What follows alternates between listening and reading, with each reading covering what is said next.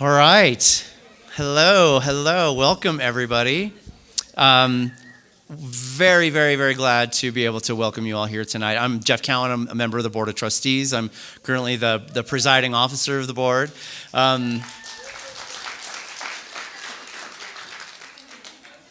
Thank you. We also have board chair, Tony Sears, here tonight. He will be up here to speak with you in a little bit.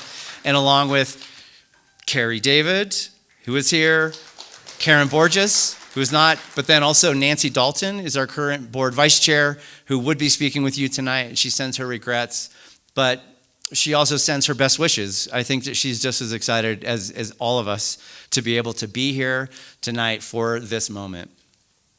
So recently, we celebrated the 50th anniversary of the college, looking back over the entire history. But tonight's different. Tonight, we're going to be looking back on the progress and accomplishments of just the last 10 years. But also, really importantly, we'll be looking toward the future of the college and where it's headed. The current trajectory and the momentum of the organization is simply thrilling. But that's also why where it is headed is so important, because it is even more so.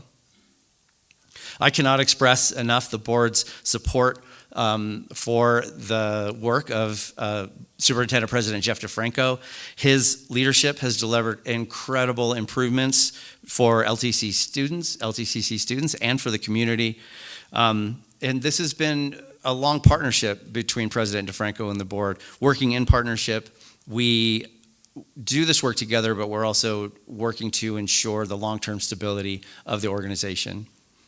During his tenure, the college has just seen incredible growth and progress, a 40% increase in enrollments over that time.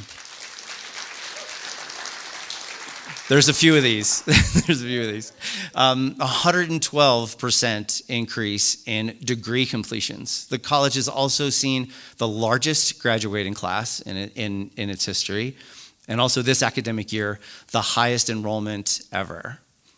We've seen incredible. Go ahead. Yeah, we'll give it up for that one, because that's the students.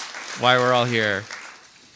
There's been significant improvements and expansion in the campus facilities, modernization. And we all know how incredible the student housing project has been, but now we're seeing advancement of the Tahoe Basin Public Safety Training Complex. And through all of this, Jeff has also increased donations and support, financial support, but then also resources from outside of the foundation through the state to support this work, to support students, and to support all this growth. For me personally, it was really important that Jeff actually also, he led this campus through the COVID-19 pandemic. He did it thoughtfully, he did it courageously, and he continues to be one of the people who is holding this community together. Now, I can assure you that even though we are here today, we're here on this day, March 17th, to celebrate something about luck, none of this was by luck. This was all very intentional, and none of it was by accident. It reflects incredible leadership and partnership and a laser focus on improving the lives of students. The board is very proud to be able to support this work. I want to thank you all again for being here, but with that, it is my pleasure to introduce Superintendent President Jeff DeFranco. Cool. Well, thank you everyone for coming together today. This is a little different than what we did in the past. Typically, we do something at the start of the year, say the college address, where we look forward to the year ahead and look back at the year past. But we want to take a little deeper look back, a little bit more of a reflection. So it's an opportunity for us to come together and look at our shared success over the last decade. In the 50-year anniversary, with the 50-year anniversary celebrating this last little bit, we've had a lot of opportunities to look back to our beginnings, right? The hotel, the motel, our humble beginnings. Who was there? Raise your hand if you're a part of that. So, okay, you know. But what I want to look back to today is the campus that I remember that I started on. So thank you for being here first before I get going. I see staff and faculty out here. I see our board of trustees, so many of our community donors and foundation board members and partners, and a couple of family and friends. Awesome to have you all here today. So I want you to humor me And we're going to do a little bit of a reflection exercise, right? So nothing about looking out at beautiful Lake Tahoe, right? Beautiful reflective glow. So if you can, close your eyes here. I'll do it with you. And I want you to think back when maybe you were a new employee or a community member coming the first time onto this campus. Maybe you were a student back then, right? Maybe you were coming for your first interview. Whatever it was, I want you to think about what that campus looked like, right? What was happening on campus? What were the programs that we were able to offer? Was it vibrant? Were students active, or was it quiet? What was it like? So just kind of sit with that for a little bit. Try and take yourself back.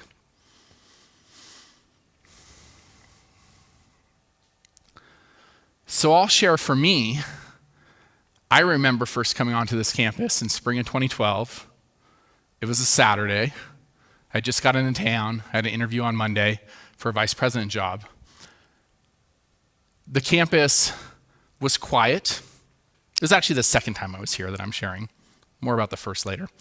The campus was quiet, as you'd expect on a weekend, and you could see that it was full of possibility, but it needed a little love. But I could tell that it was a hidden gem. I'm sure each and every one of you have different memories. I know there's some of you that have been here for a long time. I'm looking at Roberta. You were here at the beginning, right? You remember when the campus was a post office box. But this reflection, right? So if you think about that, because what I want to do is take us back a little bit. I want to take us back and remind us of everything that we've accomplished together. And if you're here, especially if you're somebody I was able to personally invite, it's because you are part of that success. You are part of those accomplishments. So for me, one of the first iconic shifts for the modern campus that we know today was the embracing of the new Coyote mascot. Right? Remember that time, right? So it was kind of like actually having a mascot, having a sense of school spirit, driving around town and seeing LTCC and Coyote stickers all over cars that you still see today. Pride in who we were, right? We were all going to the bookstore and getting new hoodies. And the thing about the Coyote, it gave us a lot of opportunities for fun, but also gave us a sense of community and ownership.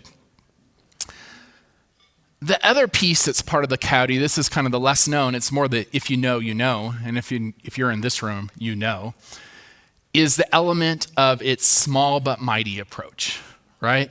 So the Coyote, like this campus, is small but mighty. And small but mighty is anything, I didn't create it, no one really created it. It's kind of like lightning in a bottle. We just were lucky enough to catch it. And it was this idea that this campus really embraced, that we are, in fact, small but mighty. And this was in 2017. This is actually my first day of the college address. I used to wear suits then. And, kind of shared this idea. And we have demonstrated that over the past decade, that we are small but mighty. We are leaders not only in our community in this region, but the state and the nation. Like, we make a difference. We're at the forefront of so many initiatives. We were at the forefront of online education. We're at the forefront of student housing. We've been at the forefront of offering basic needs to our students. We have a national model for a promise program. We are, in fact, small but mighty. So when I thought, ow, right? Feel free to own it. There's a couple seats. You're welcome to kind of cruise on up the stairways and come in. People will make space for you. So when I thought about dressing up today, I was like, I'm not going to wear a suit. Instead, I'm going to just wear everything that I love about this Coyote brand. This jacket, it's one of a kind. I know a couple people are like, where do I get one of those? It's one of a kind. This was a gift to me from John Gardner. He's one of our 50 awesome alumni. And he worked in a number of different fields, but retail being one of them.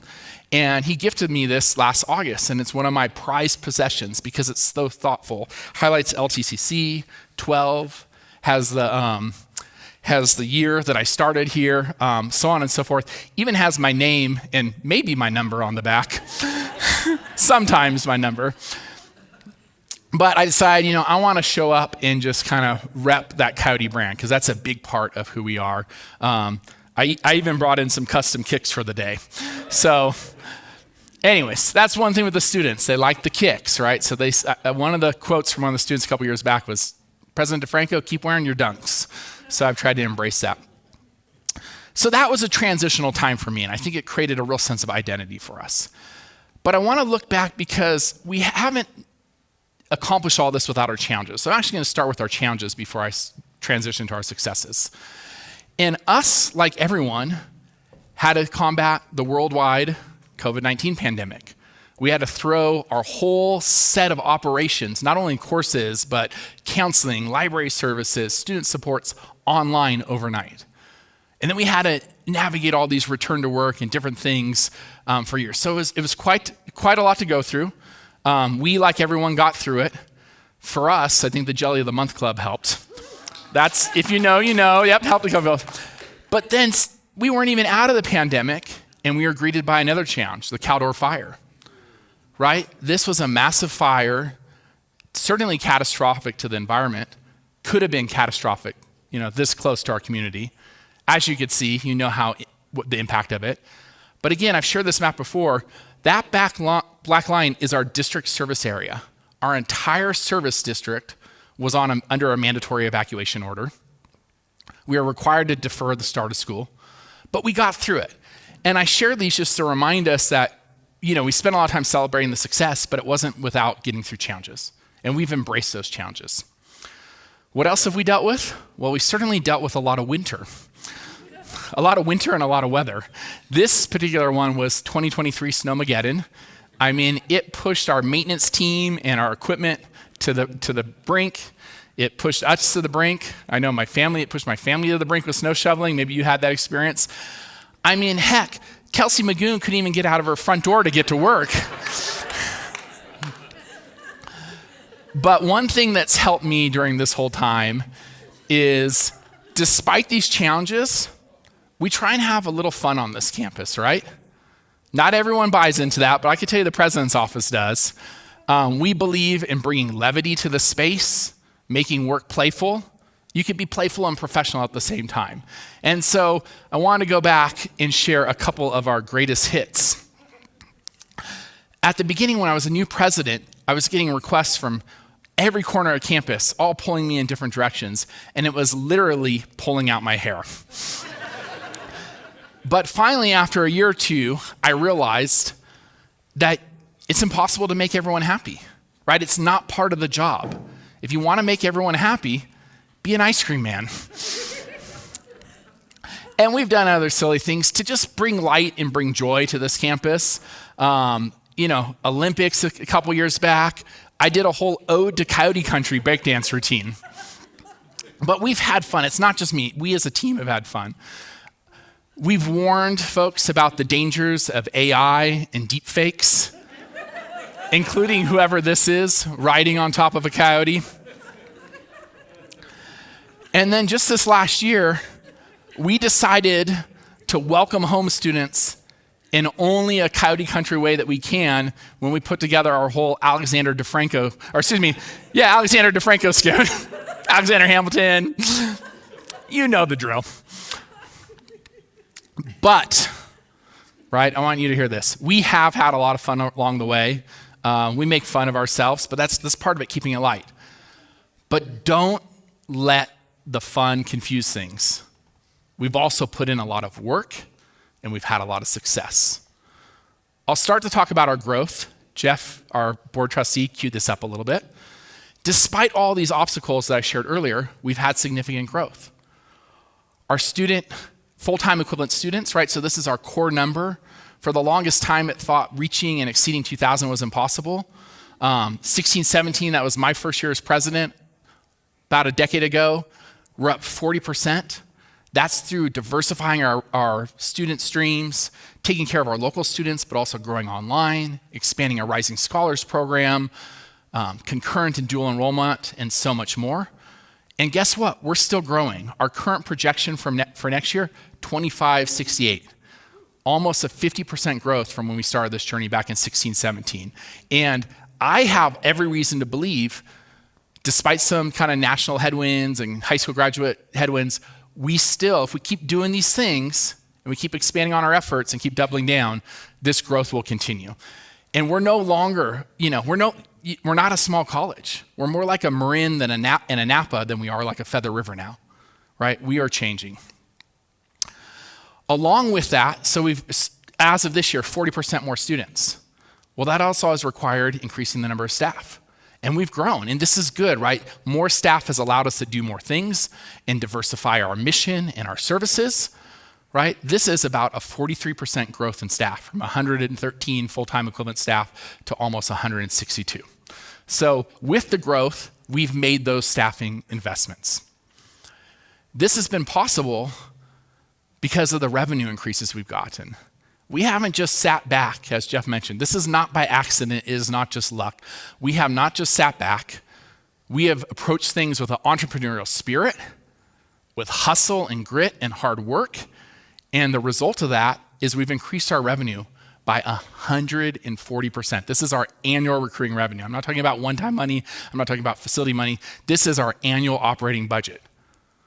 Why does this matter, right? It's just a revenue number. Well, one reason that it matters, it's allowed us to enhance services for students significantly. And again, expand our services and expand our mission. One of the first things that I think back to early in my presidency was opening up the food pantry. This was almost 8 years ago exactly, 2018, and we opened up this food pantry. Kudos to Laura Salinas and Julie Booth and others that helped have leadership for this. Yeah, thank you. We were on the forefront of that, realizing that our students had needs that were not being met, and hard to have a full mind if you don't have a full belly, right? And now colleges up and down the states, even the CSUs have caught on. But this was 8 years ago. Once again, this small but mighty college was at the forefront. Another way that we're leading the way early on is student housing. This is off-campus student housing. May be hard to believe, but we're now in our 7th year of offering this program, right? Back in 2019, when the board approved this, I know there was uncertainty. I appreciate their willingness to jump out there. We were doing something that most community colleges don't do. And we were ahead of our time then, right? But we're still ahead of our time now. And I could tell you, even now with on-campus student housing, I would say it should be a top priority for this college in the next 1 to 2 years to add additional off-campus student housing, right? More on that later, but that is part of our future. We've embraced the need for mental health services for our students, first with timely care and now with on-campus direct counseling support. We've realized that this is a challenge. This is something that gets in the way of students' education, right? These are barriers, whether it's access to food, mental health, housing. These are all barriers to access and success for students. We have broken down those barriers. We secured our status and our federal designation as a Hispanic serving institution to really recognize the evolving and diversifying community that we serve. And not only did we secure our designation, we've embraced what it means to be a Hispanic serving institution with our programs and offerings here on this LTCC campus. Another big part of our success has been scholarships, right? Money is one of the key determinants in a student's ability to come to college, complete college, transfer onto a 4-year, and have success, right? Do they have the resources they need that they could focus adequate time on their studies? I could tell you we've made such a difference here that these students are literally jumping for joy for scholarships. You might recognize one of the students in the middle if you look closely. Gotta look closely. We've been at this for a bit. I could tell you for the last decade, I've been able to work alongside, I was gonna say my partner in crime, but my partner in philanthropy, Nancy Harrison. And along with the foundation board, we've done some pretty important stuff, I think, for this college. This is us celebrating with my friend and colleague, Brad Schiller, the $1 million economics scholarship that he provided to support students who are studying economics,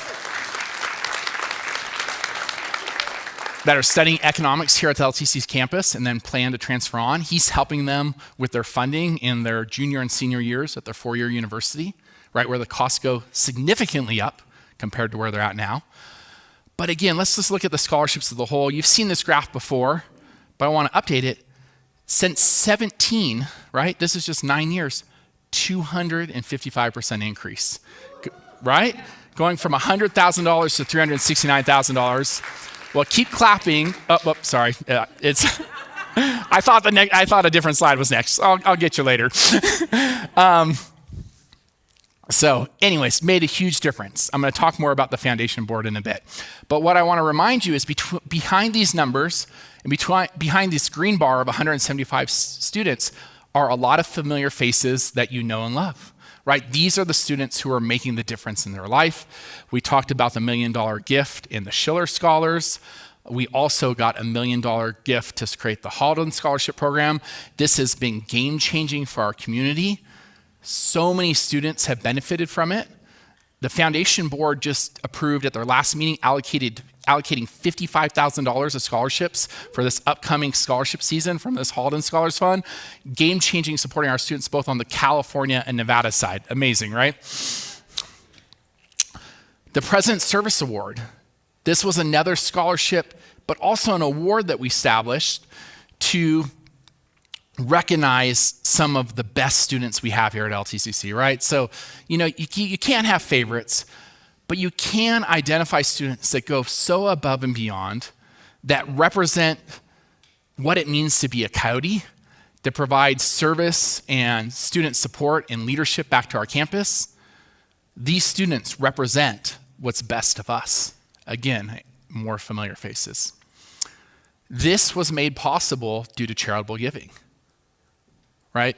And specifically, this foundation board. This was the group I wanted you to celebrate because this would not be possible without them. I know many of them here today. Your generosity, your networks, your support means the world to our students. A couple stats, because I want to back up. These aren't just me talking. There's data and numbers behind this. The foundation has raised nearly $20 million in its lifetime. In the last decade, $13 million and growing. And I could tell you right now, the work we're doing with the Promise Endowment, we are bringing in gifts, $250,000, $500,000. We will be raising millions of dollars to make a difference and ensure that Promise is supported for decades to come. Another number, a decade ago, the total value of our investments was about $1.5 million. Now it's almost $4.5 million, right? So all those investment earnings, those are able to go back into programs and scholarships. Again, making a big difference for our students. That has been one of the, one of the silver bullets that's really supported us in supporting our students. Additionally, we've established, we've grown, we've rebranded so many programs in support of students. There's a whole long list of them here. We would be here all night if I went through each one by one, but I want to highlight one or two to kind of make a point. So the first one is our Lake Tahoe College Promise program. This program, I would say, is a flagship program for this college, but it's also a flagship program for Promise in this country.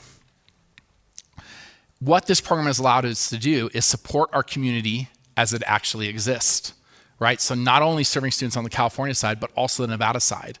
We've seen students come not only from Talac in South Tahoe, but Whitell, Incline, and North Tahoe High School. We have students from all around the lake coming to LTCC. We're also serving students from throughout the entire state of California and Washoe tribal members. This program has been a catalyst for this college. This looks back, I think this is 2018, maybe 2019 or so, of one of the first cohorts, right? This program has grown so much. Again, the program is about access, getting students in the door, success, ensure they're succeeding, and then eventually completion. Let's look at the numbers. So you see some of our early numbers. We were around 100 students each term we were bringing in, kind of in the COVID era. Now we're in those record-breaking years, up to 232 new students coming in this year. And what does that mean on campus? We currently have more than 400 Promise students on campus, right? Our freshmen, sophomores, and 54 of our super sophomores going to get it done this year, get across that stage. But not only is it about the numbers of the students in the program, it's about the results, right? Promise is a program about graduating. It's not about taking classes. It's not about hanging at LTCC forever. It's about graduating. Nationally, the rates are abysmal. On average, about 30% of students that come to college saying they want to graduate and get a degree in 3 years. So less than 1/3 in 3 years. We've seen 40 to 42%. I believe, we could get to a point where we're getting to 50%, which would be a hallmark nationwide. So what this tells you is the additional supports are making a difference. I also want to talk about the Rising Scholars Program. It celebrated its 10-year anniversary this past year. This is a program that makes a difference for students who are incarcerated or impacted by the carceral system. This was last spring. A number of our students that were here receiving their certificate, they're there with the program director, Shane Reynolds, who's really been with this program pretty much since its inception. Again, you'll notice a theme here. A lot of these leaders and individuals are still around. The continuity has been key for our college. It's part of our secret weapon. I like this photo because you may think the photo is just about this student. And it is, right? The one graduate is the center of the point. But what this shows you is how many of our LTCC folks, administrators, staff, faculty, as well as our partners at the California Departments of Corrections that are invested in this one student succeeding, right? It's truly a team effort to make this happen. It's one of our most challenging programs to make happen, but we continue to do it and do it well. Finally, this is one of our students, Delos. I think many of you, if you're on campus, you know Delos. What I could tell you and why I'm so thrilled about this program, what it's done, is it is life-changing for those students. Literally life-changing. So moving on to some successes. I mean, those are currently successes, but I want to jump into a couple more. One is accreditation. In the last decade, we've dealt with 2 accreditation cycles, 2 full successful reaffirmations of accreditation. I could tell you the first one that came in 2017, 2018, that was a tough time for colleges statewide with accreditation issues. It was a big deal for us to get fully reaccredited. Also some metrics, right? We talked a little bit about numbers and revenue and scholarships and programs. What is the difference that that's all making? Well, let's see. Jeff shared with us that 112%, that's actually headcount. So that's increased degree earners, degrees awarded even higher than that. So 112%, big growth there. Completion of certificates, literally off the chart. A lot of work happened on our career technical education side. A lot of work happened in our enrollment services space to make this possible so students can get certificates to demonstrate the knowledge and skills that they have. We've also really embraced graduation, right? We've made this an iconic moment in these students' lives, in our community. This photo is from a couple years back. It'll be twice as full this year if you look at the photo from this year between graduates and their families, right? It is a centerpiece of the South Shore community. We have so many students that are first-generation students, and we've invested in this. We've boldly invested in this. And I don't care what the Mountain News says about spending money on graduation. I stand behind this is a great investment in our students and our community.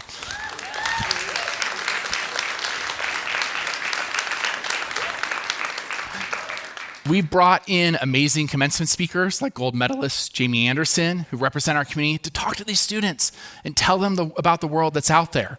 And we've tried to make it entertaining and fun and memorable because getting a college degree from LTCC is a big deal and it should be celebrated as such. So with that said, I'll just give you a pitch. I think June 26th, I got the date right, Friday. Come out and hang out at graduation and fill your cup for the next year. Moving on, another thing that's been transformative in this college in the last decade has been the expansion of many of our career and technical education programs, especially those in the public safety space. These programs have made a huge difference. Now, they take a lot to invest in. There's a lot of staff and faculty skill that's needed, certainly expensive facility and equipment. But we've made that possible, and I'm very proud of all these programs and more. Our wilderness education program is off the charts in terms of the numbers of students who they serve. I'm sure many of us read about the tragedies that took place in our community back in February. We are doing the work to train people to avoid and mitigate the risks that cause those type of tragedies. And we're also training people to protect the forests We're training people to respond to emergencies in both fire and emergency medical services, right? All of us benefit by having the people from these programs in our community.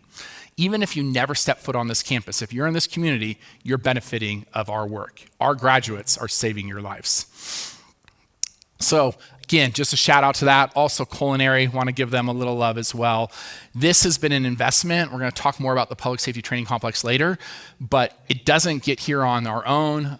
Shout out to Dean Brad Deeds. He's been a dean here as long as I've been president. He's been a great champion for these career technical education programs, and we have great faculty leaders in those programs as well now.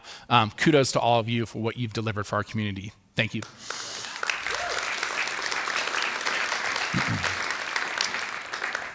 Athletics, right? Again, the turning point, the Coyote logo, bringing on a soccer team. It changed. We started to feel like a real college, right? But not only are these athletes, they're student athletes. They're full-time students here on our campus. We're able to celebrate their successes on the pitch and in the classroom.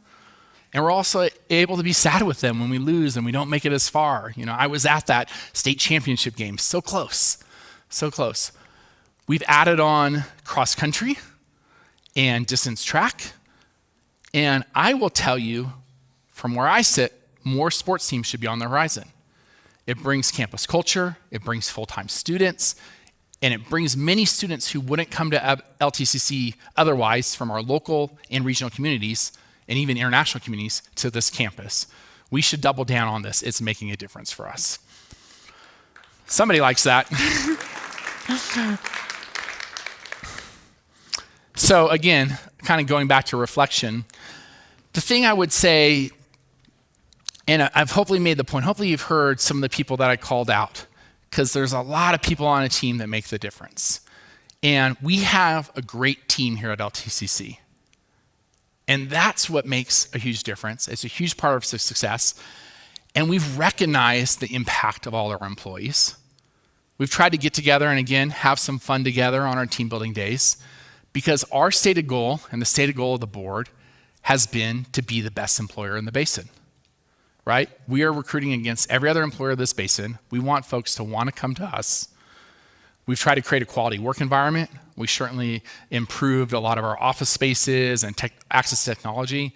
We've given our employees a 20% a week telecommute for most employees. We've done different things to celebrate our employees. And there's no real formal research that determines who the best employer in the basin is, but I'm sure some of us think they're number one. But again, we do a lot of things, and it's because of the people that are behind us. This was our opportunity. We were at the 4th of July parade for South Lake Tahoe, not this 4th, the 4th before, and it was great to have so many of our employees there so the community could see these are the folks that are making what this campus is possible. I will note, talking with our board, another goal is we talk about retain and recruit, right? And those words and the order of those words is not by mistake. Retain and recruit. It is our goal to retain the best employees, and then alongside that, recruit and bring in some fresh ideas and fresh employees. And one way we've done that, and this was something that was desperately needed as I look back to a decade ago, is compensation and facilities and different things that are part of benefit of working. Because let's be honest, a lot of us come to work, we gotta put food on the table, right? We gotta pay rent. That's part of life, is investing in compensation. And I could tell you during that time, and this kind of varies by position and by group, the compensation investments have ranged from high 30s to mid 45s, outpacing the state funded COLA significantly. We've additionally made a 20% increase to health and welfare package. And our part-time hourly schedules, so these are our lowest paid employees, hardest to recruit, hardest to retain, 72% increase. And that's been with the support and the leadership of this Board of Trustees. So I want to give them kudos for that, because it makes my job easier of retaining and recruiting great people.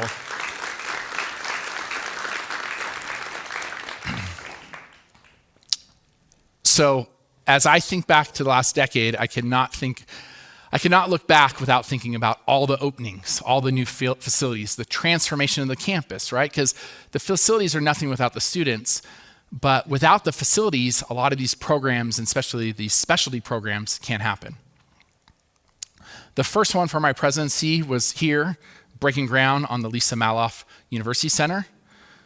With Lisa, really, we were one of her first two big gifts, and it ended up being the catalyst for many gifts that really transformed this community. We had the opportunity to cut the ribbon and open up the University Center in her name with longtime trustee Roberta Mason and longtime trustee Carrie David. And at the end of the day, it brought this beautiful space to our community, which is used for a lot of our training, is used for, the chamber was meeting in there today, a lot of community groups and campus groups use it for meeting space. And I'm excited to share, and I'll talk more about it later, is we're looking back to bringing an additional 4-year partner back to this facility in fall 2027. More on that later. So that was one. The second one was the Early Learning Center. This was a strange time. We broke ground during COVID, and we had an open house right after we got back from the Caldor fire. So we were navigating our many challenges, but we brought this beautiful facility. Again, think about our expanded mission and services that can now serve and support Tahoe Parents Nursery School and Bridge Language Academy. These are long-standing programs in our community that now have a permanent home on our LTCC campus, right? Our mission and our services are growing. One of the groundbreakings I was most excited about was student housing. We cut the ribbon on that this year, moved students in, and brought this beautiful facility that is truly a catalyst project to our community. I always like to say that for a $500 bed, you can get $1 million view, right? It allows students to live and learn on this campus. This facility's been pretty much full since it's been opened and will continue to be. And that's why I'm saying we already need more housing, as crazy as that sounds. It was our honor to welcome home these students to our campus. We launched food service on this campus, something we haven't had for 2 decades, right? None of these things are easy. They're not without their challenges. They don't always make everyone happy like the ice cream man, but they make a big difference for our students and community. And what you see here is, look at how many people are excited about this. So many supporters made it possible at the state level, our partners at TRPA in the city, our partners in the construction space, so many of our campus employees, board, foundation, and others, right? Something we could all truly be proud of and that will transform our community. The equipment storage facility, not as sexy as housing, I know, but this is 10,000 square feet of storage, right? And we have a lot of equipment now, and this was a long-standing issue for us. We've solved that. So as I look back, some of the data, right? So there's the new buildings, right? There's 4 new buildings that I highlighted. But campus is growing in many ways. You see this is our square footage. It's about 33% increase, but that only tells part of the story because it's about the modernization of the existing campus. So this is about 53,000 square feet of classrooms, the gymnasium, study spaces, student services spaces, instruction office, so on and so forth that were modernized and refreshed. That represented about 1/3 of our existing campus before we started it, right? That 160,000 square feet of campus, we went back and refreshed 1/3 of that. That was due, mostly in part, due to Measure F. Those of you that supported Measure F, the foundation, your efforts, the Measure F'ers that did all the important work, phone baking and talking to your neighbors, this wouldn't be possible without you. So if you went back, I'll be curious to talk to people what they saw when they reflected. But if you've been here for a bit, you might remember classrooms like this. It had this really great TV, and that's a VCR, folks. This wasn't that long ago. This is like a photo from like 2016, 2017, right? It was probably about 20 years out of date. So this went to that, right? Flexible space, technology. These classrooms went to this and that, right? Classroom space is where the learning happens. The technology spaces and computer labs went from this to this and that. The art spaces, which needed necessary HVAC and safety upgrades, went from this to that, right? You get the idea. Science labs, from this to look at these spaces, chemistry spaces specifically here. So as you could tell, and again, this is just a snapshot, a significant transformation has taken place. This was admissions and records. Anyone remember this? Nothing says welcome in like putting it behind a metal bar. So we've changed that now to this fluid, opening, welcoming space. You need help with financial aid? You need help registering for a class? You need to meet with a counselor? Please join us. And then the Commons, which is really the heartbeat of campus, right? Was this pretty stale, pretty old, pretty 1984 looking when it was opened. Again, in 2014, it still looked like 1984. Like, let that sink in, right? 30 years later. Modernized. And again, this is a facility photo, but what you'll see now, especially with housing on campus and student athletes, is go in the middle of the weekday, and you'll see this enjoyed by students. This is space to hang out. Many of our staff will gather out there and have kind of informal, impromptu meetings. So there's the new buildings. That's 1/3 of the story. There's the renovated, modernized space. That's another 1/3 of the story. But the final 1/3 is all the amenities around campus. And it's hard to put a number on these things, but I want to show them to you. So it was totally redoing our campus space, all our exterior pathways, walkways, parking lots, right? Huge difference having heated walkways. I know most people will tell me that their favorite facility improvement is the heated walkway down the center of the center of the parking lot. If you were here 20 years ago slipping over ice banks, you know that makes a difference, or even a decade ago. But things like adding the Coyote Legacy Plaza, right, to bring campus pride. The sign that you often see folks like this. So here's that. Oh, this one got added. It's good. It's good. Folks, it's a common place for folks to get their, you see student recruits for athletics, staff groups, student groups getting their photo taken there. And we all came together. This was after Caldor and COVID. The front of campus has been closed for so long, and celebrated the opening of this, right? So transforming our amenities, the library plaza, right, where we now host events like Senior Day and also our Coyote Kickoff, right? We didn't have any of these plaza spaces. So it's all the amenities that have happened around campus. The Greenway Trail Bridge. Again, if you're not tracking, we paid for this bridge. We did a lot of things to make this possible. And this is now the south bike entrance to our campus, right? Transformative. The mobility hub, right? TTD needed a spot for electric buses. We jumped to the forefront of that. We brought funding. If you were here before then, you remember a bus may or may not show up every hour, right? Now you could count on 3 buses an hour, pretty much on clockwork, right? We put ourselves in the center of the service. We brought on a soccer stadium, right? Remember what was there? It was just a field surrounded by dirt on all sides. You could see some of the construction here, but really bringing forward that stadium. This is a center point of our community, not only for our games, but also for community games. We had a lot of great project oversight to ensure that it was delivered. If you know, you know on that one. We also, in partnership with the city, brought on these grass fields. So all these all these facilities, right, all these different amenities, when you think about campus, it's grown so much. And I don't want to say the last one, but the next one is the Tahoe Basin Public Safety Training Complex. This is something that we've been working on for more than a dozen years. We're going to have our groundbreaking this May. Construction will be going active this summer, and we'll be opening this in sometime mid to late 2027.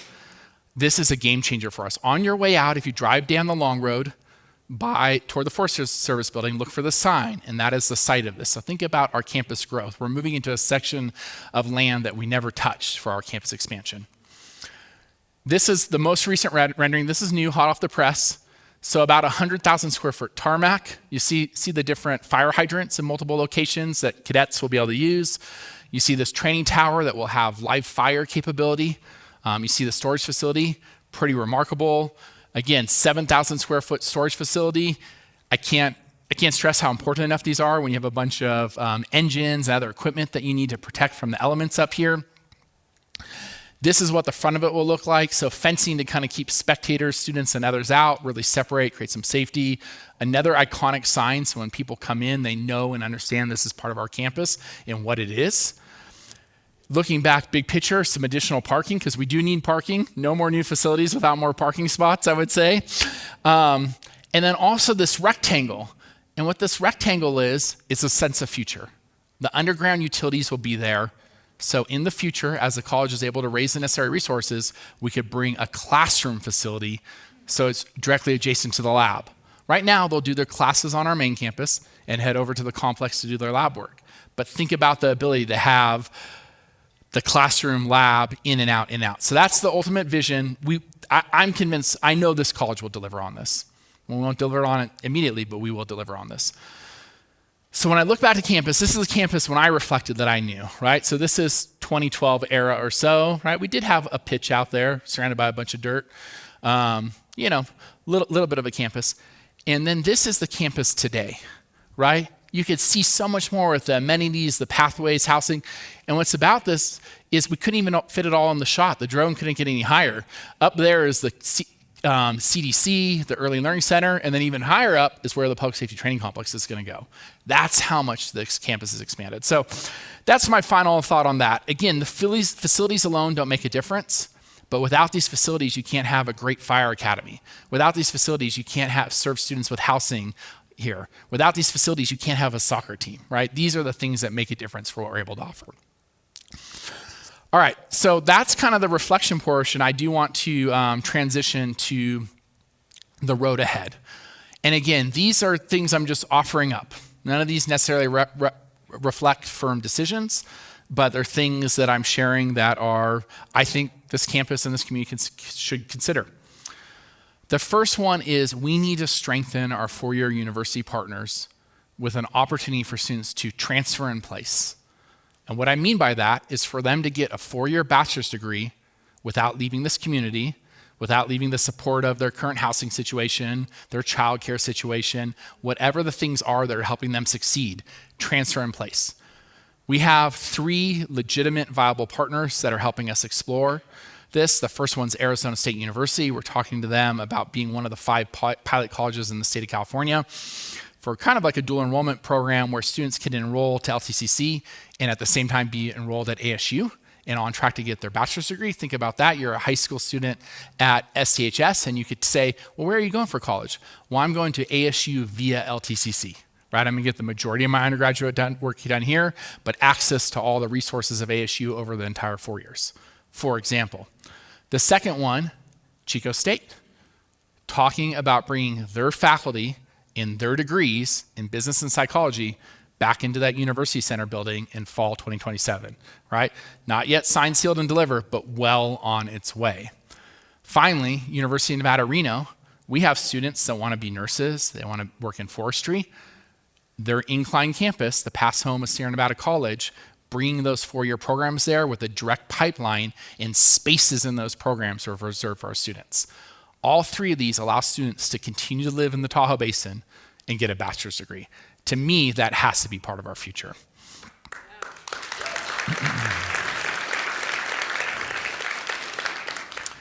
I would say this next one, it's not immediate, it's not now. This is like a 5-year horizon thing. We'll have to be a lot of campus conversations. We'll have to see what's happening at the state level. There's a lot of politics around this. But California community colleges are allowed to offer baccalaureate degrees in very specific instances. If it doesn't compete with the CSU, if it hits often it's a career technical education program, we should be thinking about that. Not for today, not for tomorrow, but in the next 5 years. What's a program we can offer that could support our students in our community? I mentioned this earlier, housing. We need more off-campus housing. I know that sounds crazy. You're like, wait, we just built a new 100 beds. You build it and they will come, and they did, right? And we need more off-campus student housing. This is something we could do. There's existing places in town that we could get our hands on in a long-term master lease or purchase and retrofit to provide more off-campus student housing. So and I would just say this, if we want to be in the business of face-to-face programs, face-to-face classes, face-to-face student programs, we need to be in the housing business. That's the bottom line. They are intertwined. I mentioned athletics earlier. I think this college should consider additional sports, specifically some women's sports to kind of help balance our numbers. Women's volleyball is very popular in our conference, Golden Valley. Yeah, we got a couple fans, Golden Valley Conference. That's Feather River. They're our rival. They'll be excited to see I use their photo, but we should develop a program for that. We should consider that. Again, these aren't decisions, but these are the things we need to talk about. I would also say we should look at women's flag football. If you're not tracking, women's flag football is the fastest growing sport in California high schools. Fastest growing sport in California high schools. LA 2028 is around the corner. They need people to compete in that, right? Community colleges have a role to do on this. I've been kind of pounding my fist at the statewide level saying, let's make this a sanctioned sport. There is some movement happening on the club side. We have the facilities for this with the grass fields. We should certainly look at this. So anyways, these are things that I see as part of the future. There are a couple more facilities things. I think the campus is getting pretty built out in terms of the vision that we set. I would say the vision that we set and then some. In addition to the public safety training complex, which is breaking ground this May, which we talked about already, we have a couple of sports facilities that are on our comprehensive site plan that we have not yet made progress on, or we're making progress on, but we have not yet delivered on. One of them is this idea of having a track facility, right? Not necessarily a competition track, but something like you see this. This is in Beaverton, Oregon, the Nike campus, where it keeps all the natural environment around it, so you don't have all those coverage costs and implications, but has a track that you could train on. This is showing kind of a schematic layout of it, right? So there's the PE building. There's housing over there. There's a space for the track. This road needs to be updated. Any of you that's been on that road, that's walked that road recently knows it needs a little love. But again, if we're going to have a cross-country and distance track program, we need to have our own track. You know, we're training off the hill, we're training at the middle school, but we need our own track. And I could tell you I had the opportunity this year to go to Northern Arizona University, and I walked at their track, also at elevation like us, and they had world-class professional Nike, HOKA, Adidas athletes out there training, right? We could be thinking about the economic boom as well for our community. We could be the center of this on the West Coast. The other one, again, these are kind of some of the athletic facilities, is tennis and pickleball courts. And you might say, huh? Well, I could tell you, this is a booming program. Our gym, we only have one gym, and this takes up a lot of space. So if we want to have other things happen in the gym, AKA women's volleyball, we also need to have some exterior pickleball space. This is something that we've talked about in partnership with the city. Again, this would have to be in partnership. This isn't something that the college would do on its own. They also are getting a lot of demand for this. This is showing over, that's where Al Tahoe is, our 2 grass fields. There's a parking lot there, you can't see it. I would definitely want this over by that parking lot, right? We can't build another facility on campus. We need people to use that parking lot. But what you see here is kind of a combo tennis court pickleball. So again, these are some of the facility things that should be on our horizon. The final thing is looking at our brand, right? We need a transition from this old logo. This is going away. We've embraced this 50th anniversary logo, but the 50th anniversary is ending at the end of this academic year. We are due and ready for a fresh start, a new logo to represent, who we are at LTCC. So that's moving. So those are a couple of the things that I see in the future for LTCC, and hopefully you saw one or two things that get you excited, because those things definitely get me excited.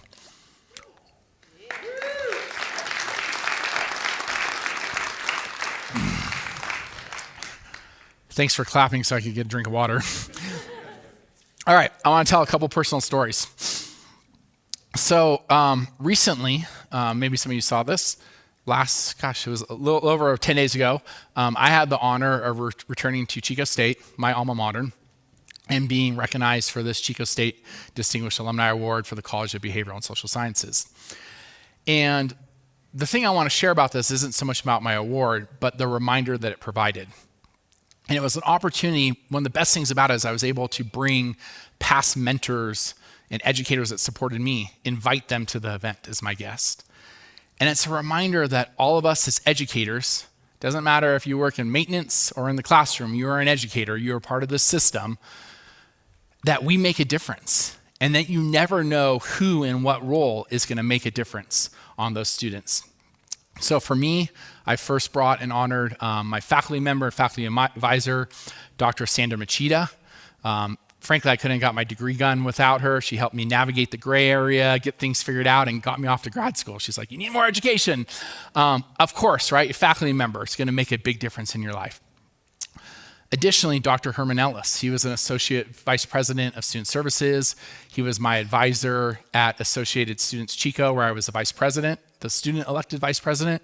And he reminded me, he would always give me the perspectives of the university, but reminded me to do in my heart of hearts what I felt was best for students. And so as you could see, these folks, different individuals. There's Sandy again, Walt Schaefer, who was a faculty member, had a great presentation, Performance Under Pressure, Lessons from Whitewater Kayaking. I still remember it to this day because it spoke to me. It spoke to one of my interests. That's a picture that we're showing of him when he was an interim dean giving me an award. Here we are 26 years later. So all these roles make a difference. The next and final one was a staff member. He was the director of our Adventure Outings program. He made a huge difference on my life. I always say that I learned more from leadership in my eras of whitewater kayaking than I did in all my eras of or whitewater rafting and leading people into the outdoors than I did in all my eras of being in an office. Right? Talk about real leadership that matters and makes a difference. Mr. Rick Scott. So Rick couldn't make it. He couldn't make the event. He's in the midst of a challenging cancer journey, but Rick is certainly a fighter, and he wanted me to come visit and bring him the award so he could put his hand on it. And I told him I was going to share this photo, and he was like, "Of course," and he was texting me up to the day before. He's like, "I'm going to get out of this hospital and get there," and I'm like, "Rick, I'll come to you." But again, the reminder is, regardless of your role on this campus, you're making a difference for students, and you might not know it yet. Maybe in 26 years they'll come back. Maybe they'll never come back, but you are making that difference. And for me, it was this idea of the ripple effect. And so all those mentors that made a difference in my life, that put me in a position to sit on the stage and be a president, now I'm making the difference in the lives of students. And what difference are those students going to make in the lives of others? I don't even know. But I know that the ripple goes on and continues. So that's a reminder. If you're in this room, a foundation board member, an educator, a faculty member, a staff member, a director, administrator, whatever your role is, you are making a difference on that ripple effect. So as I reflected, I thought back, how did I get here? How did I become a community college president? In case you don't know, that's me. This is in 2000. This is after my graduation ceremony. This is President Manuel Esteban, who was the president at Chico State, was another mentor of mine. Behind him is this gentleman, Jack Fox. Unfortunately, he doesn't show up in the photo. He was the Alumni Association director, and we decided to bring back this time capsule tradition. And this was me being able to speak at the event. And I remember around this time, I started thinking, I want to be a college president someday, right? And what's crazy about that is most young kids want to be, or 20-year-old men, boys, whatever, we're boys, frankly. You want to be an astronaut or a doctor or a teacher or maybe a professional sports player. Being a college president isn't quite typically on the bingo card. And so for me, this was such a full circle moment. This 22-year-old guy returning, 26 or so years later as a distinguished alumni, as a college president, thinking it all started here. And those mentors put me on this path. And I have the opportunity to put some other students on the path that meets their dreams. So these things converge. So there's kind of this dream to be a college president, and then there was this dream of Tahoe. So some of you, most people know that, have heard the story. I've been coming to Tahoe my entire life. My grandfather built a modest cabin, not this one, kind of a little beater box back in the late 60s. And we would come to it for many years, and I even worked here at a summer camp next to Fallen Leaf Lake. And I remember sometime around 2008, I was here with my wife. We were here with my son, who was just born. And I was like, how does somebody live in Lake Tahoe? Like, are there jobs here? It was like the first time I kind of asked that question, like, could I live here? So I want to fast forward to December 2010. It was December 22nd, 2010. I remember this date very specifically. And I was in Lake Tahoe, staying at this location with my wife and my youngest son, Brody. My other son, Rocco, my wife was pregnant with Rocco, so he wasn't yet with us completely. And I thought, well, we want to have a white Christmas. We need to get a Christmas tree. Where do you get a Christmas tree around here? I looked it up. It said, go to College Drive. So I showed up at College Drive. It looked something like this. There was about 8 to 9 inches of snow on the ground. It was December 22nd. It was quiet, sleepy. There was no student housing here. Buses weren't rolling in. The main road hadn't even been plowed. And I pulled up, and I ended up going in the short road to the center circle. And I stood there, and I got out of my car. I literally got out of my car. I'm standing in the snow. And I'm like, I don't think you get a Christmas tree permit here. But I further went on. I can't believe there's a college here. And I said to myself that day, I've told this story once before, I'm going to work at that college someday. I'm going to work at this college someday. This is how you do it. This is how you live in Lake Tahoe. Got the Christmas tree permit. That's me and my father-in-law getting the tree. That's the first and last time he came on a Christmas tree hunt with me. He tells the story as if he almost got a heart attack that day. It was snowing and the snow was deep. My son Brody, who many of you know now, is off to college. He's graduating with his associate's degree from LTCC this June, right? This is how long ago it was. And I will just say that he's graduating from LTCC this year thanks to our great dual and concurrent enrollment programs that made a huge difference for him. Yeah, woo. So going back to December 2nd, 2010, I remember thinking, I want to work at this college. About 13, 14 months later, early 2012, I saw an advertisement for a vice president position here. I was in K-12. I've been at the same district for almost a decade. And I thought to myself, this is it. I'm going to do this. So I called Human Resources Office. Who picked up the phone? Danny Masalonis. Danny told me everything I needed to know and then some. Thank you for that, Danny. A lot of good pointers. I came to campus. I did an interview I think I might have done an interview online. I don't remember. I came to campus for my first interview. I showed up here on a Saturday. I was peeking around. I popped in the Fitness Education Center, and this woman with a bright smile, cheerful, showed up. She goes, "Are you a vice president candidate?" It was Jen Spina. I was just in like sweats. She just knew. And she says, "Let me tell you about all these things about LTCC." She went on to invite me to her home with Mike Spina, Michelle Risden, and her husband the night before my interview to tell me about all things LTCC. Right? Think about this. Crazy. Well, needless to say, you know how the story ends. I got the job. Thanks in large part to Danny and Jen Spina and all their coaching. But what I saw at that time was this was a hidden gem. It was full of potential. It was a little tired, in need of modernization. But I had experience. I had helped a dozen different school districts pass bonds. I had built buildings and renovated facilities. I knew how to grow enrollments. I thought I could help. So I came here as vice president. And then you think about my two dreams, Tahoe and being a college president, right? Those were the two dreams. And then on a Friday night in December 2016, I took a call, kind of late, 9 o'clock. Seemed a little late for a call from the college. It was Dr. Fritz Wank. "Hey, Jeff, Dr. Fritz Wank here." I know, Fritz. I recognize your voice. Good to hear from you. Some of you were there for that. I said, "Jeff, we want to make you the 5th permanent president and superintendent of Lake Tahoe Community College. How does that sound to you, Jeff?"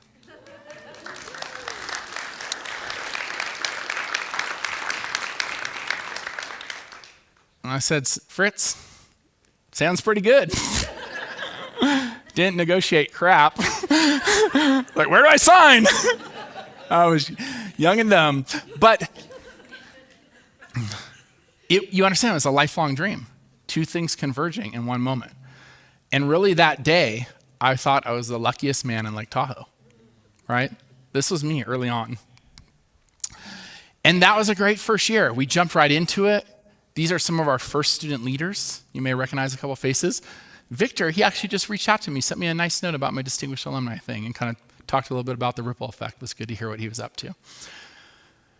So it's been an amazing ride and an amazing experience. Again, and it's just so full circle right now with this distinguished alumni and the Chico experience, remembering wanting to be a college president and why. And you see what we, especially those of you in this room, have accomplished together in the last 10 academic years, right? It's been amazing. I never could have imagined it. Final personal story. So most of you know that both my boys run track. My eldest son's off to run track at a Division I school. I've been trying to coach. I ran a little track in high school, but it's been a minute. But about 14 months ago, I said, you know what? I'm going to run in this masters division. I kept seeing these masters races. I'm going to test myself against the fastest sprinters, so running the 60-meter dash, 100-meter dash, and 200-meter dash, the fastest sprinters on the West Coast. And the reason I did that is because when I love sprinting, right? And when you're sprinting, you could think about almost nothing else, right? It's all out, it's taking everything you got, and nothing else is in your mind. And I will just say this, I'm not the fastest of the people on the West Coast, but anyone who's within a decade of me, I could take you, right? Like if anyone want to go out on the track, let's go. Maybe even 2 decades, certainly a decade. And I liken back to, I thought about before I came here when I was in Eugene, I used to run 10Ks, half marathons, and I ran the Eugene Marathon. This was the only photo I have. It's not a great one. The form, like you're not supposed to be sidelights like this. So this is in Hayward Field. If you know track and field, it's an iconic location. You get a finish in Hayward Field. So after 26.2 miles, I'm coming up on the finish line. And I don't know, I think Brad Deeds will know the answer to this. What am I doing as I finish? Sprinting through the finish line. Sprinting through the finish line. This is something my team knows. We were just talking about this. I always talk about sprinting through the finish line, right? When you finish something, sprint through the finish line. But what I learned about doing sprinting and marathoning is it made me think a lot about being a president. So being a president, especially for a decade, through challenging political times, through pandemics and fires and huge campus transformations, is a marathon, right? But the problem is, I'm a sprinter at heart. And so I've been running a marathon like a sprinter. And you can't sprint a marathon, or you can, but at some point it gets to be too much. And so that's why I've decided it's time to pass the baton. And if you know in track and field, you go all out, and your goal is to go all out, do your best, and when you're done, hand off that baton, make sure it has a good placement, and somebody takes it, and they sprint all out with it, right? That is the role. So originally when I envisioned this day, a couple months back, I was like, I want to bring the campus community together to talk about reflecting on our past.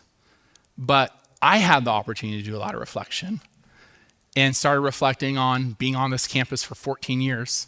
Never thought it would be this long. 10 academic years as president, and realized I'm ready for something new. And the college can be ready for somebody new to take the baton to the next level. So in case that's not clear, just to make this crystal clear, in consultation and with the support of the Board of Trustees and the support of my family, I'm gonna hang it up. I'm gonna hang up my sprinting spikes for college presidencies at the end of this academic year. I'm certainly gonna see, yeah, there you go, now it's crystal clear. I'm certainly gonna see the academic year through. I'm not gonna miss June, because June is where the joy is of scholarship giving and graduations. I've told this board I'm gonna commit to seeing that public safety training complex open, or not open, get the construction going and moving, and do all the things, but it's time for somebody else to take the lead. Now with that said, and more about this later, is I will be still being a member of this community. I want to still serve this foundation. I want to still help raise money. And I think you could see, I bleed Coyote through and through. I will always be an LTCC Coyote. I love most of you. I like all of you.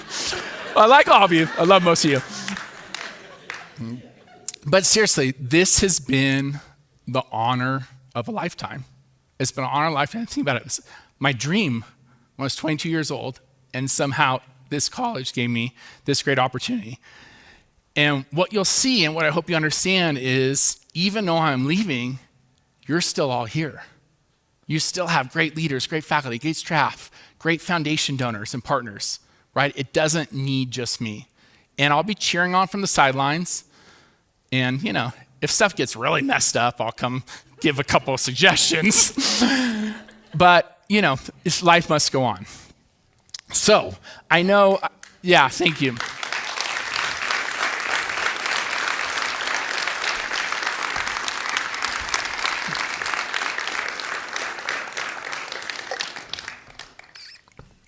So I will say this.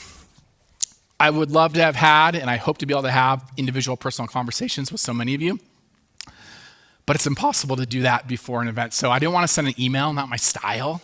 I wanted to bring you together, and I hope you'll hang out here and we could talk after and hang out at the reception and visit over the coming months. Because if you're in this room, you're part of this story. So I will just say that. So I apologize not being able to contact everyone beforehand. But to be clear, it's a small town. It's an even smaller campus, right? So this was my best opportunity. So I don't want to spend too much time on this because today is about us. But I know people have, the couple people on the board, my assistant Lisa have asked me, so what are you going to do? Well, I told you, if you want to make everyone happy, you should be an ice cream man. I'm not going to be an ice cream man. And I will tell you this, if you're a college president and you're doing it right, you're not making everyone happy. You're doing the difficult work, you're pushing things forward. The thing that I have dreamt of, my retirement job, those of you that know me, always want to be, I like to organize, I like to arrange. Someday I hope to be a florist. Someday I hope to be a florist. But today is not that day. I've made a lifetime as an educational leader. I still have some educational leadership in me. My goal has been focused on student access my entire time here. And I've worked all these years at this small but mighty college, right? And we've done great work. And here I've had the opportunity to impact about 10,000 students a year. But an opportunity came to my doorstep, literally showed up on my doorstep.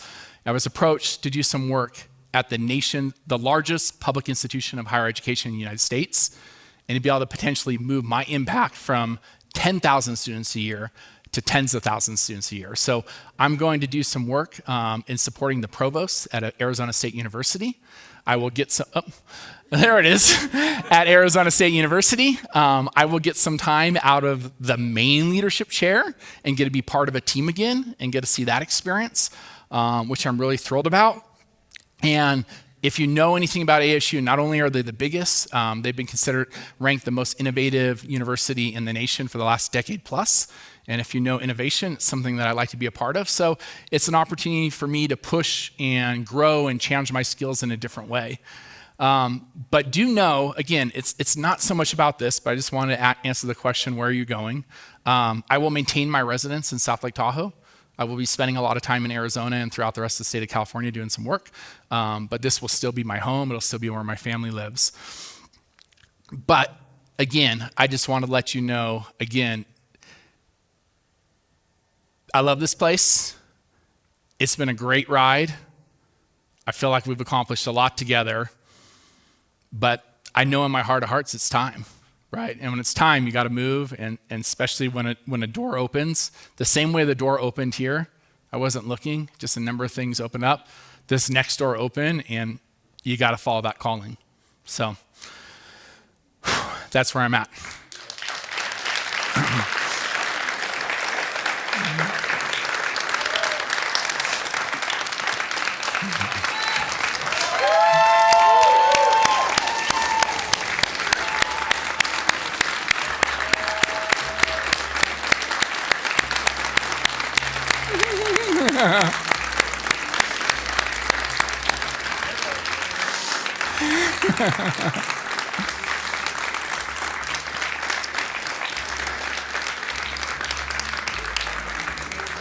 All right. I know we're running a little long. I want to talk. If you need a transition, feel free to use. I'm going to give you one or two next steps, and I'm going to let Tony Sears take it away. The thing I will say is that we have a great board of trustees here. They have 80 years of combined experience. You're in good hands. Carrie David, 30 years. Karen Borges, nearly 2 decades. Jeff Cowen, more than a decade. Nancy Dalton, nearly a decade. Tony Sears, 8 years. This is a lot of experience. They are ready to do this work. I will also share, you have a strong team and leadership at all levels of this organization. This is most of my leadership team that all showed up for the photo. In case you didn't notice, we got a lot of strong, powerful female leaders here at this campus making things happen. Rusty Egan, who's in this photo with me, Rusty's been here almost the entire time as my presidency. Brad, we don't have Brad yet. We'll get to Brad. Laura Mattoon, Michelle Batista, almost 5 years, over 5 years. Ali Bissonette, 7, 8. Shelley, decades, right? Elizabeth, 7, 8 years, right? A lot of these people, I might be slightly off on the years, but there's continuity on this team. There's continuity at the board level. There's continuity at the team level. And that's what's going to make a difference here. And there's continuity at the staff and faculty level, right? So this work continues. I offered you today some of my ideas of what I think's next. I hope you consider them, but it's going to be up to you. Also, shout out, Brad Deeds missed the photo. Showed up late wearing the wrong outfit. But Brad, I don't know where you are. Couldn't have done it without you. Brad's been a dean my entire presidency. It's been a trusted confidant. But again, this is a photo of a lot of our staff and some of our faculty. It's all these people, right, that make up this team, right? It's been my privilege to lead, but you have a great team here. We have the momentum right now. You now have the baton, and it's up to you to keep it moving forward. Or as Lisa Schaefer says, don't F it up. So with that, Tony Sears, who's the board chair, is going to address you, let you know a little bit about what's next. The good news, the board's been doing some work behind the scenes. We're going to get out some communications tonight to campus from both me and the board chair to some of our key donors and let people know this is a college still worth investing in. We're going to be stable, we're going to be consistent, and the continuity will continue. So with that, peace out.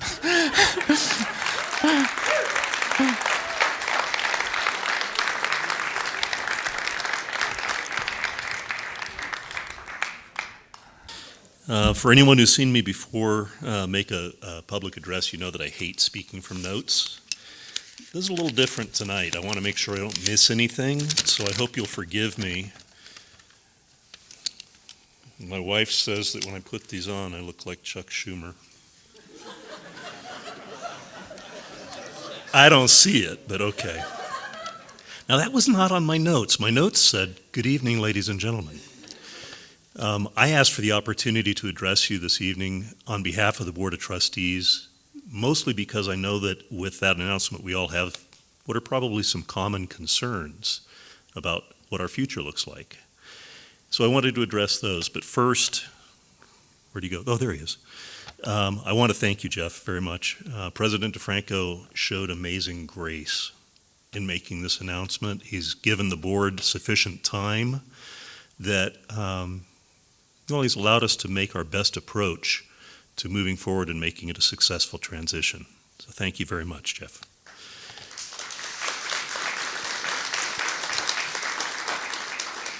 I also want to reassure everybody in this room and everybody in the online audience, anyone that's paying attention later, the board has every intention to move swiftly to locate and appoint an interim superintendent president who has proven leadership experience to help shepherd us through this time and to make sure that we have continuity of operations and mission as we seek a permanent replacement for the presidency.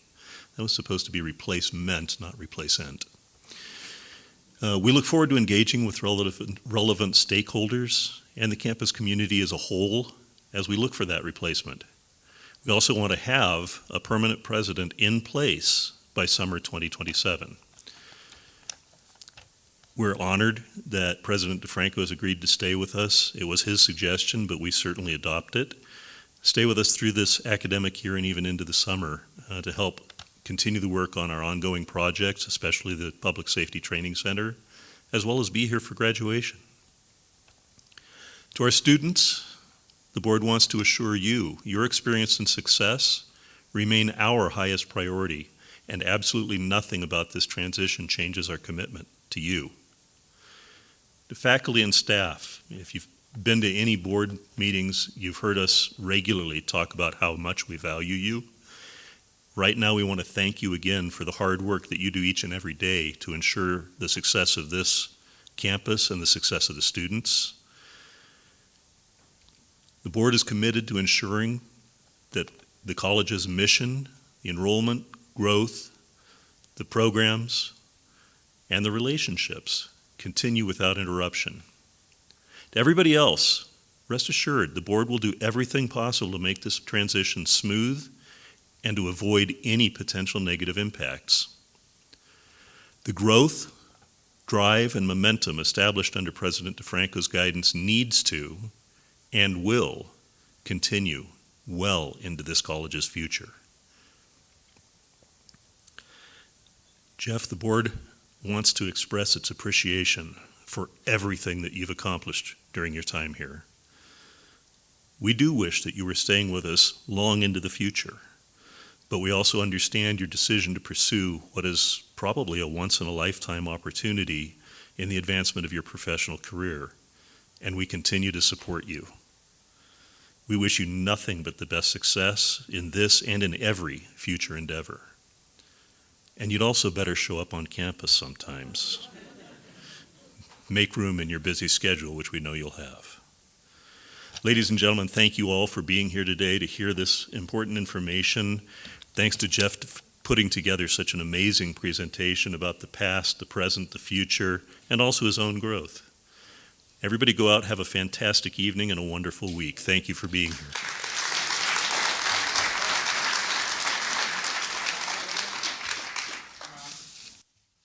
Just talk loud. So what I want to say is we do have a reception after this. It's on the University Center patio.